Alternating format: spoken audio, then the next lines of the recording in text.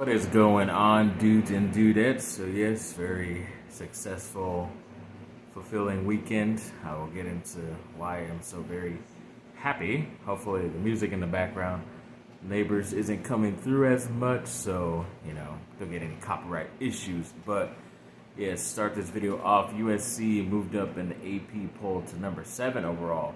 When they first started the season a few weeks back, they were number 14. This very last week, they were number 10, and now they moved up 3 more spots to 7. So obviously, some good news is coming. So yes, because of that, they did end up beating Stanford on the road, 41-28. It's basically the same exact score as last year, except USC is on the winning side this time. I think the only difference is Stanford scored 1 more point, but yeah, overall it was a very convincing victory, at least in the first half, because it was 35-14, something like that.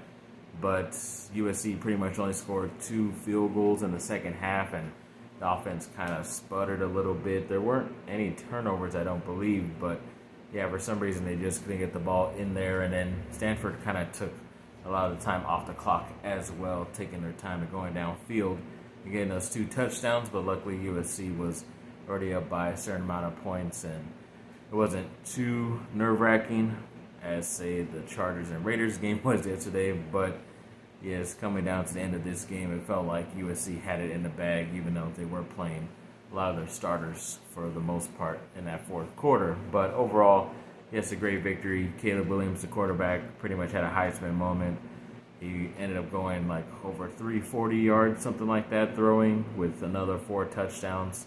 It's really great. The star wide receiver is most likely going to be a top draft pick. Ended up going 170 plus yards, 180 plus yards catching with 2 touchdowns. Jordan Addison did.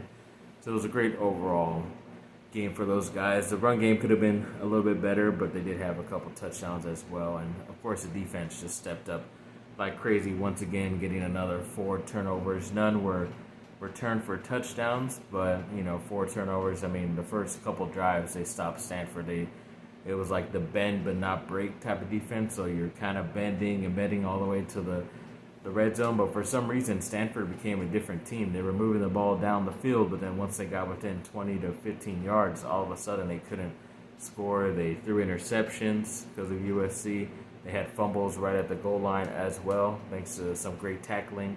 But yeah, overall it was a great performance by my guys up there in Palo Alto, and yes, couldn't be more ecstatic about that. And plus now they get a really good team coming up in Fresno State, who had just lost the very last second. I forget if it was overtime or right before overtime game to Oregon State, who USC is actually playing in a couple of weeks. So it was a good game to watch to see the couple next opponents for USC. But Fresno State's only scary to me because of their quarterback, Jake Haener, because he's an NFL type of dude. I'm sure because he wears number 9 and he's a white guy. A lot of people, the NFL experts, are going to say he's the next coming of Drew Brees, but he does average over 300 plus yards throwing. So, I mean, it's one thing to stop the run game, but if you need to control his passing and get it under 300 to be able to win this solidly. But if USC just continues to score like they have been, then I think we will be just fine this week back at home in LA at the Coliseum. And yes, like I said, they are mentioning that the wide receiver Jordan Addison is already an NFL type of player. He could be the first overall receiver taken because he was considered a top 2 or 3 receiver. But I think it's Keyshawn Butte, the wide receiver from LSU. He was considered the top guy, but his first couple weeks I haven't really heard much from him, especially that first week. He really sucked bad. I think he only had one or 2 catches the whole entire game and didn't get those catches till late in the game. So overall it's looking good and positive for USC, so that's all good for me.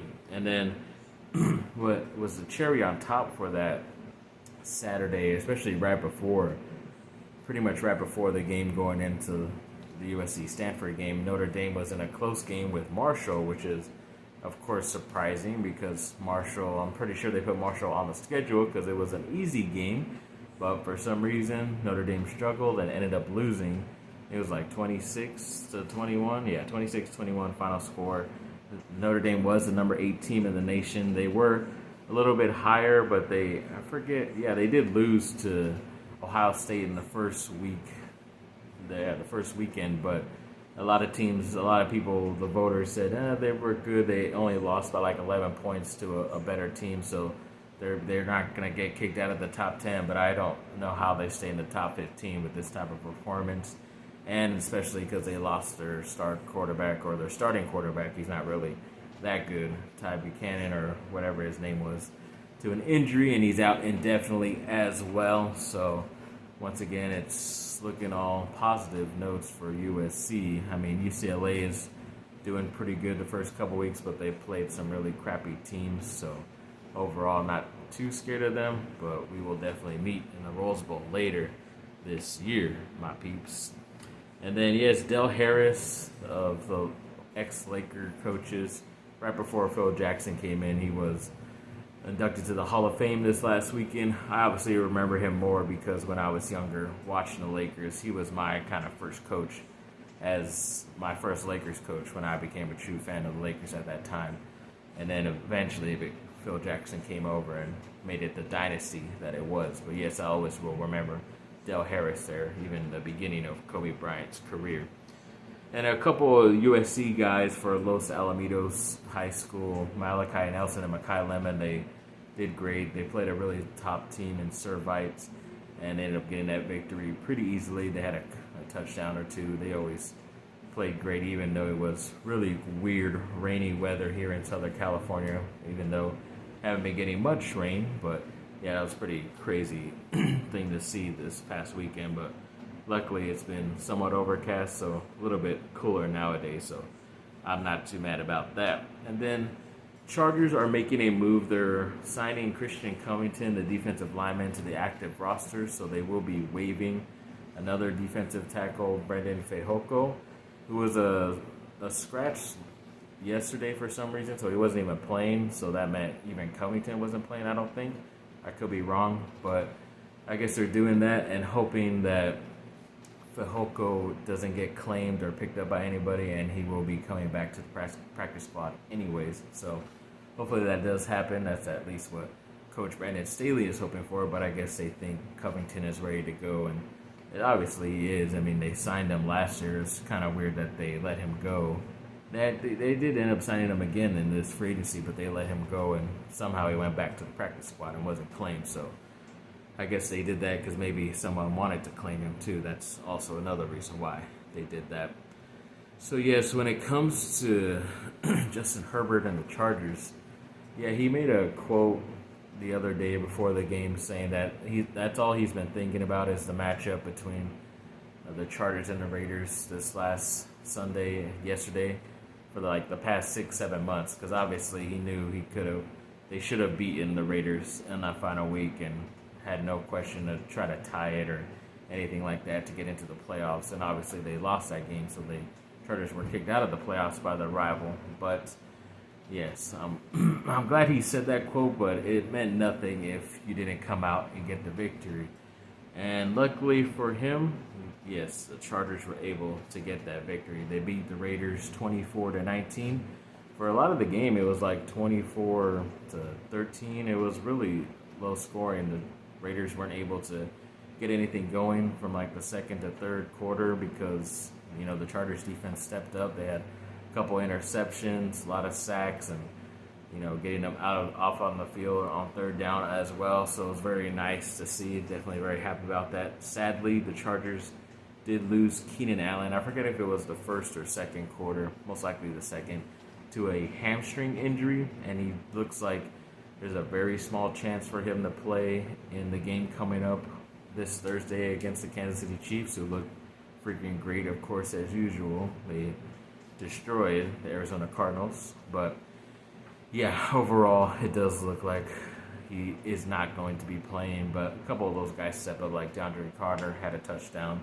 Gerald Everett, the new tight end, had a touchdown as well, so we'll see what Josh Palmer and the other receivers are made out of that they keep on this team that I never really knew. And I don't know, they didn't really do much for me in the game yesterday towards the end, but they better step up against the Chiefs because we need people to step up. A lot of those guys missing. Even J.C. Jackson, the top corner, apparently he had worked out right before the game and There was a slight chance that he could play according to Coach Staley, but he decided to keep him out because there's even better chance of J.C. Jackson playing in this Thursday's game against the Chiefs, who I think is a better matchup for him to have out there instead of against the Raiders, even though, Devontae Adams did go off against the Chargers, but luckily no one else really did for the team on the Raiders. But yeah, it was a great thing to see because it was kind of matching up the two star defensive ends for both teams, Joey Bosa and Mack on the Chargers, and Max Crosby and Chandler Jones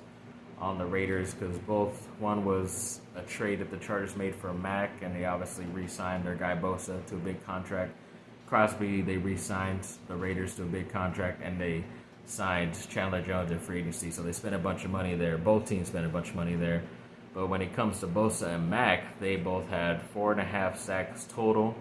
They had 5 quarterback hits and 2 forced fumbles. So those are great stats overall. But let's see what those two guys on the Raiders did. They only combined for 0 sacks, 3 quarterback hits, and 0 forced fumbles as well. So overall, it looks like it is a big win for the Chargers. Even Mack himself had 2 of those sacks on his ex-quarterback Derek Carr and his ex-team, the Raiders. It was obviously great to see, and I know a lot of people have been talking crap about Khalil Mack because of a video I put up that has like 8,000 views or something like that. It's only like 10 seconds long, but it was, a reporter telling him, "Are you still hungry to be able to play in the NFL?" He's like, "Are you hungry? You're asking if I'm hungry? I'll show you. Thank you, appreciate it. Thank you. I appreciate this fight you're giving me so I can show you and prove you wrong and prove all the doubters wrong." And he obviously did, because he was very, very useful on a team and got 2 sacks as well. So hoping that continues. Hopefully good health continues for Chargers. It was great to see. But yeah, overall, very awesome weekend, and even going into fantasy football wise, playing my girlfriend, and it's her first year, so she didn't do too bad. She had like over 100 points, but I think I'm like around 140 right now with 2 guys playing tonight. She has 1 guy playing, so it looks like I'm most likely going to get the victory the first week of fantasy this year, but I will update on a video tomorrow, a quick vertical video about that. But yeah, overall, pretty good fantasy week, not too shabby.